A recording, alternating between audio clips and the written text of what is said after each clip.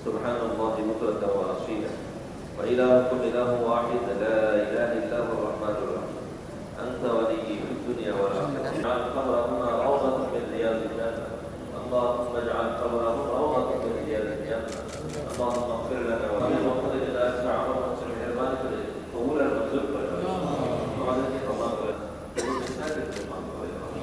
মানুষ হিসেবে যা বলবেন দিবাইছে ক্ষমা করে দাও আমাদেরকে হারিয়াতে ফিরিয়ে দিও না আমাদের দেশের কর্ণধার আমাদের জনাব তার হেফাজত করো আল্লাহ যে রহমান সাহেবকে তুমি মাফ করে দাও আমিন আল্লাহ মরহুম আপনাদের দিয়ে দিও মানবতার দিকে যে সমস্ত আমল হয়েছে মেহরবানি করে কবুলের মঞ্জুর করে দাও